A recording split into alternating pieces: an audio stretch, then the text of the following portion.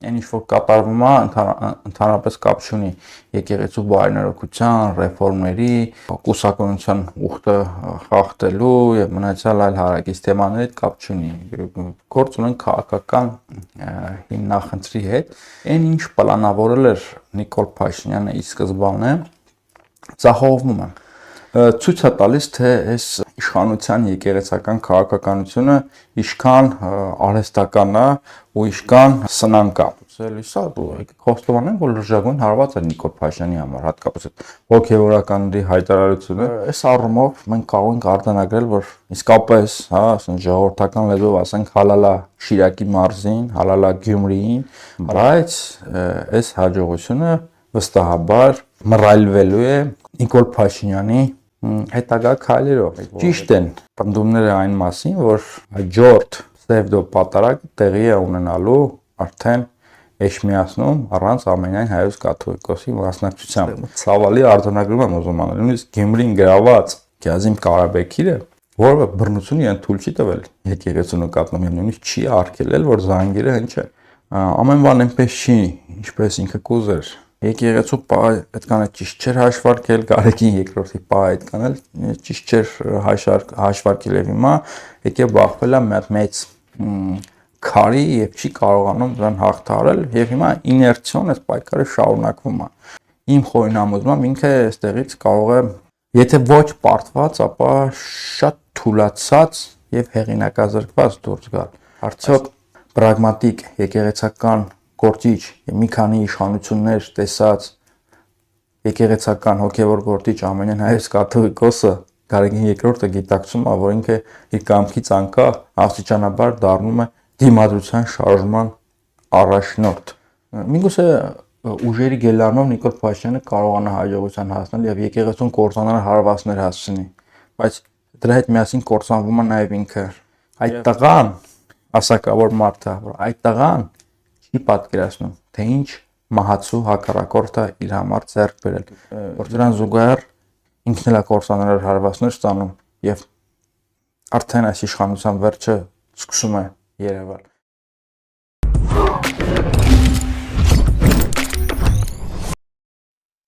Ընկերներ, ողջույն, ընդհատակի զրույցները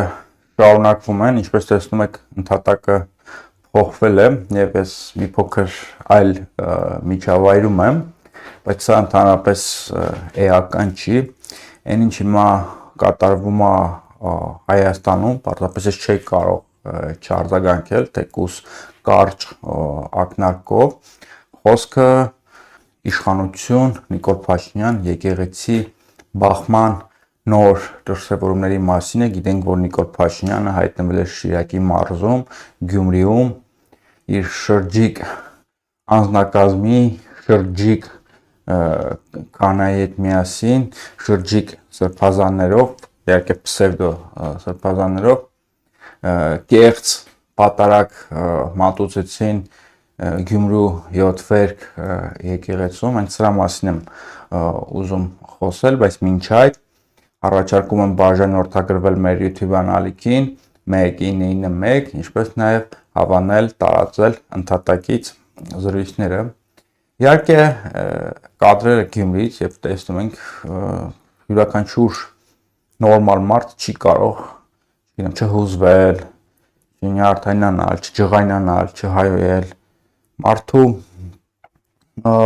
մարդուն ծանր ապրումների մեջ գցող կադրեր են քահանաների վերջին ժամերգությունը, եկեղեցու փակումը, հետո Նիկոլ Փաշինյանի խաժամուժի շրջիկ խաժամուժի ներխուժումը այդ նույն եկեղեցի, զուգահեռ պատարագը 7 վերքի դիմացի եկեղեցում։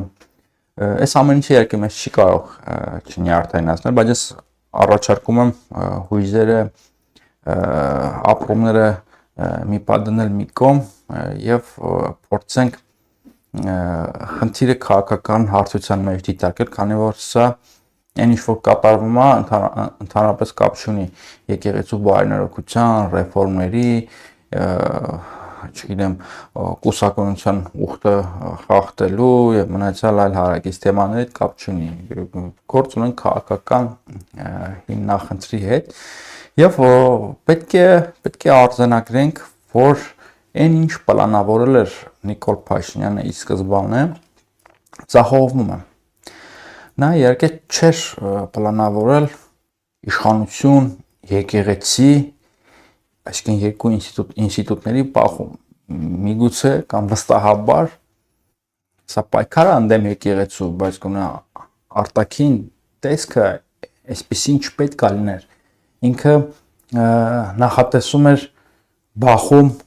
Գարեգին երկրորդ կաթողիկոսի հետ եւ հիշեցնենք, որ հստակ մոտեցում կար իշխանության կողմից դեռևս ամիսներ առաջ Գարեգին երկրորդին տարանջատել եկեղեցուց եւ Նիկոլ Փաշինյանին ներկայացնել եկեղեցու պաշտպան, եկեղեցու ջատագով, եկեղեցին բարենորոգող եւ այլն, եւ այս ամեն ինչից համակարգից դուրս թողնել Գարեգին երկրորդին, որը իրականում իբրև թե հակաեկեղեցական գործիչը եկեղեցու թշնամին է։ Այս մոտեցումը չստացվեց եւ Գյումրիում տեղի ունեցողը հստակ արդեն ցույց է տալիս, որ սա մարդկային ընկալումներում եւ մտածողության մեջ արդեն իսկ բախում է եկեղեցու եւ իշխանության միջև, ինչը Նիկոլ Փաշինյանի համար շատ անցանկալի սցենար էր, որովհետեւ եթե խորանանք Գարեգին երկրորդը եւ Նիկոլ Փաշինյանը ընդհանրապես բախման պատճառ չունեն, ինչի համար է այս բախումը։ Եթե փորձենք, իշխանության տեսանկյունից ինչ-որ դրամաբանական պատճառ, արդարացում գտնել, պատճառ չեն գտնում։ Ըստ էության մենք տեսնում ենք այդ հնարավորությունը կամ տեսնում ենք, որ Կամենյան Հայոց կաթողիկոսը եւ երկրի վարչապետը, վայի վարչապետը, բայց ինչևից է վարչապետը կարող են լեզու գտնել, կարող են համատեղ աշխատել կամ գոնե ժամանակավորապես զսպել, Նիկոլ Փաշինյանը կարող էր, չգիտեմ, շրջանցել այս կնճռոտ խնդիրը, եթե իհարկե այդպիսի խնդիր կա, չկա, Նիկոլ Փաշինյանի համար խնդիր կա։ Եվ իսկապես ես չեմ գտնում պատճառը, թե ինչի համար է Նիկոլ Փաշինյանը ընդհանրապես բախվել Գարեգին երկրորդ Ամենայն Հայոց կաթողիկոսի հետ։ Եվ այս միտքը ես առաջել եմ շատ ասել, Գարեգին երկրորդը, եթե կաթողիկոսների գահացանքի համատեքստում նայենք եւ համեմատենք այլ կաթողիկոսների հետ, շատ պրագմատիկ, հոգեվոր գործիչ է եւ նրա հետ լինում է խոսել, նրա հետ լինում է պայմանավորվել եւ այս առումով ընդհանրապես հասկանալի չէ, այսինքն ինչ որ մատ անդրդվելի իր ասացի հոգեվորականի մասին չի խոսք։ Այո, օրինակ եթե լիներ Միքայել arczepiskopos Աջապայանը, հստաբար նրա հետ հնարավոր չէ լինի պայմանավորվել, մեկը ինքը իր ասածը մինչև վերջ ասելու էր, ինչպես որ ասում է, ու նահանջի տեղ չի թողնում։ Գարեգին երկրորդը այդպեսին չի, ես հիմա չեմ ասում, մեկը լավն է, մյուսը վատն է, ուղղակի փորձում եմ իմ մասնագիտական բնութագրումները տալ երկու եկեղեցական գործիչներին։ Եվ նորից արդեն երրորդ անգամ եմ ասում, ինձ ասեք, որն է պատճառը, ինչի համար են իրար հետ բախվել։ Եվ սա իհարկե հարցերի հարցն է եւ ցույց է տալիս, թե այս իշխանության եկեղեցական քաղաքականությունը ինչքան արհեստական է ու ինչքան սնանկ է։ Սա այսպես, բայց գալով առաջ թեկուս 7 վերք եկեղեցում Գյումրիում Նիկոլ Փաշինյանը չկարողացավ գործի դնել եւ խաղարկել իր սցենարը, ինչպես որ պլանավորել էր, դե տեսանք, որ կա դիմադրություն Շիրակի թեմի քահանաները կտրականապես հրաժարվել են համագործակցել, հրաժարվել են Նիկոլ Փաշինյանի սրտով պատարակ մատուցել, սա խոստովանենք, որ լրջագույն հարված է Նիկոլ Փաշինյանի համար, հատկապես հոգեվորականների հայտարարությունը, թե ինչ բնութագրումներ էին տալիս եւ ի վերջո շատ պատկերավոր էր հնչում վերջին նախադասությունը նրանց հայտարարության, երբ ասում են մենք տեսել ենք երկու թուրքական օկուպացիա, կդիմանանք նաեւ այս մի հարվածին, կդիմանանք նաև այս մի փորձությանը։ Սա շատ բանի մասին է խոսում եւ նաև եկեղեցու ներսում մարդկանց բղավոցները, հա, երբ որ գոռում էին թույլ չեն տալիս զեղչել Գարեգին II-ի եւ Միքայել arczepiskopos-ի անունները եւ այդ վերևից գոռում էին մի խոսքով այս ամեն ինչը նաև փողոցում հայտնված մարդկանց արձագանքները, քահանաների արձագանքները, այդ մռայլ եղանակը, ընդհանրապես գյումրեցիների մոտեցումը եւ այս առումով մենք կարող ենք արձանագրել, որ իսկապես, հա, ժողովրդական լեզվով ասենք հալալա Շիրակի մարզին, հալալա Գյումրիին, հալալա Գյումրու եւ ընդհանրապես Շիրակի մարզի հոգեվորականներին, որովհետեւ իսկապես փչացրեցին Նիկոլ Փաշինյանի տոնը, բայց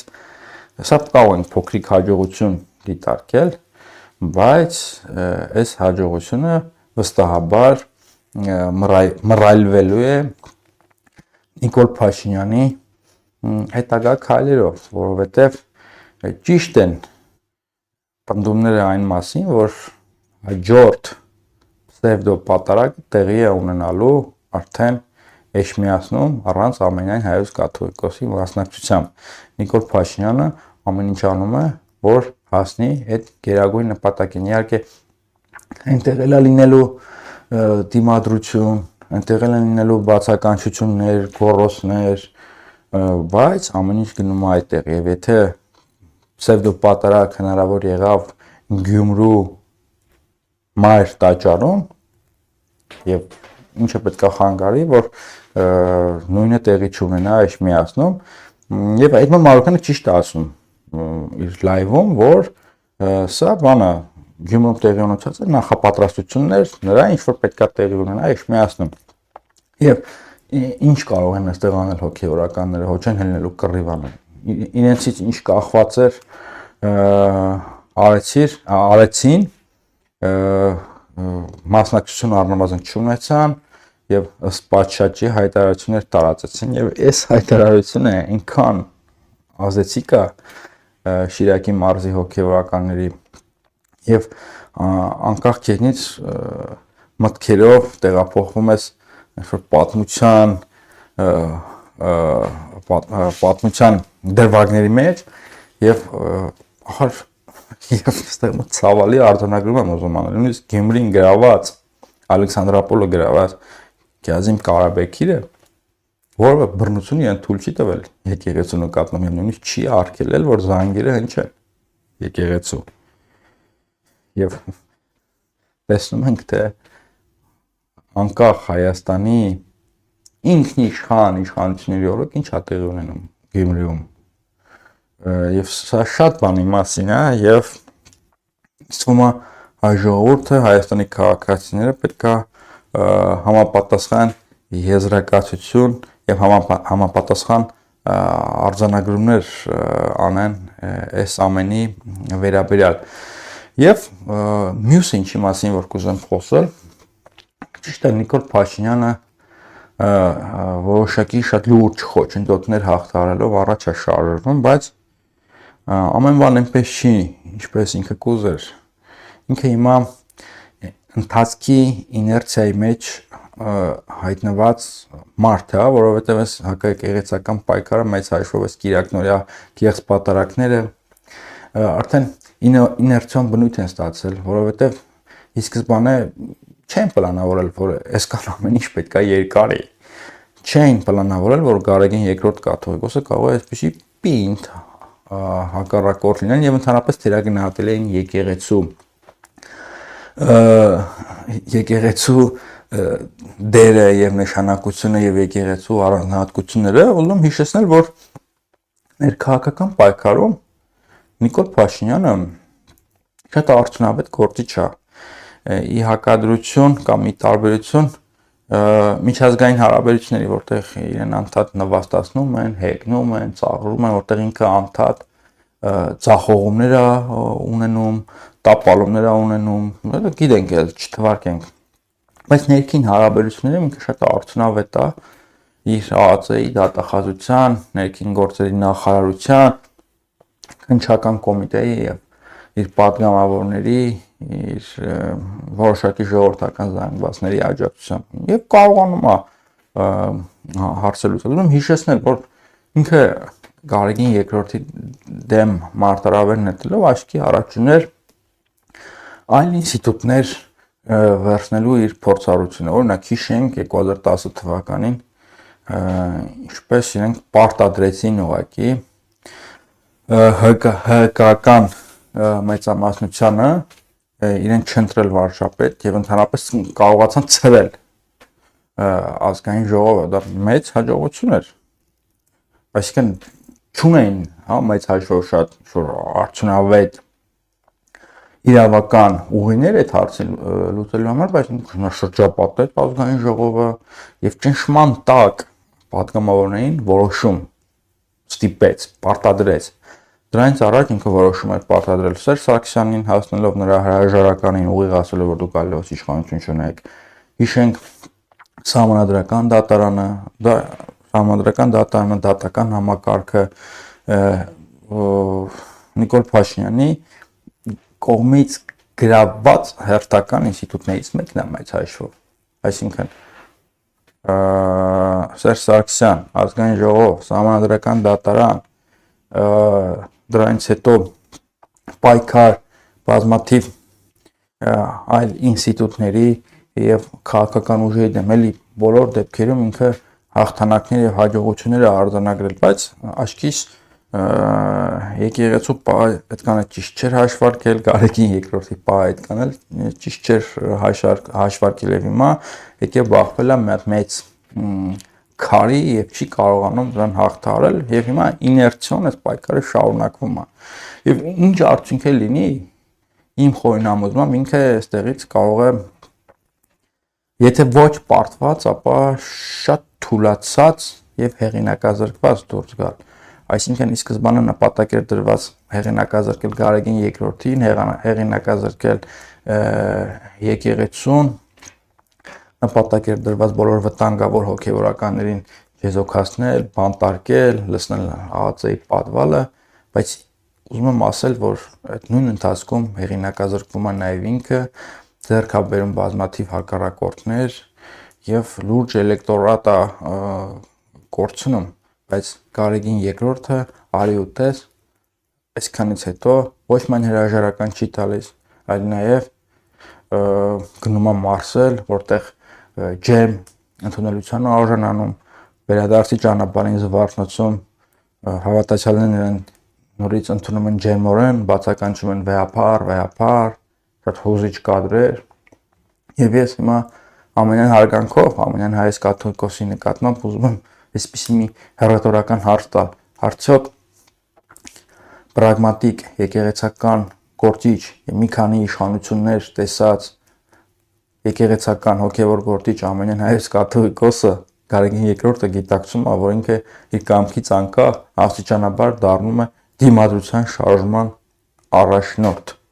Արդյոք ինքը դա գիտակցում է, թե չէ, որտեվ իսկապես Նիկոլ Փաշինյանը միգուցե սպասում էր, որ առաջին իսկ հարձակումից հետո, առաջին Կտրիչ Ներսիսյան բացականչությունից հետո Արշակ Սրբազանի իբրև թե չգիտեմ իրականա թե իրական չի, իմ կողմից շատ հարգված մարդիկ ասում են իրական չի, այդ չի խնդիրը, այդ կեղծ կամ իրական տեսանյութից հետո Գարեգին երկրորդը նահանջելու էր, Նիկոլ Փաշինյանն այդպես մտածում եւ հրաժարվելու էր գահից, ինքնա չեզոքացվելու էր, բայց այդպես չեղավ, պայքարը շարունակվում է եւ ես նորից եմ ասում, միգուցե ուժերի գելանով Նիկոլ Փաշինյանը կարողանա հաջողության հասնել եւ եկեղեցուն կործանար հարվածներ հասցնի, բայց դրա հետ միասին կործանվում է նաեւ ինքը եւ իմ կողմից շատ հարգված մարդ մի առիթով ասել է, որ այդ տղան ասակավոր մարդ է, որ այդ տղան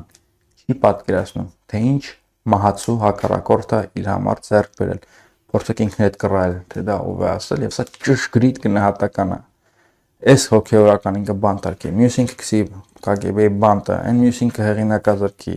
կաթողիկոսին Կտրիչ Ներսիսյան կասի, Նույնիսկ եթե կաթողիկոսին կանոնավոր էի մայրաթոռում կեղծ պատարակ կազմակերպի ինչ-որ շրջիկ հոգևորականով կամ պատարակիչով, բայց դրան զուգահեռ ինքն էլ կորսանարար հարվածներ ստանում եւ արդեն այս իշխանության վերջը սկսում է երևալ եւ եկեղեցու դեմ պայքարը շատ կարևոր քայլ է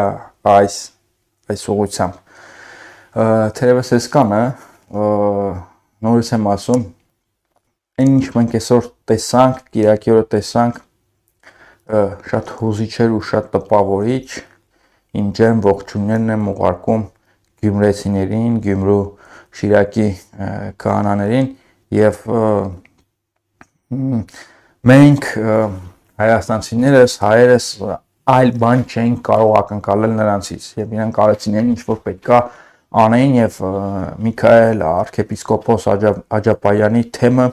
այլ կերպ չէր կարող դրսևորվել այո նրա թեմում պետքա պատարակ մատուցեր շրջիկ ապօրինի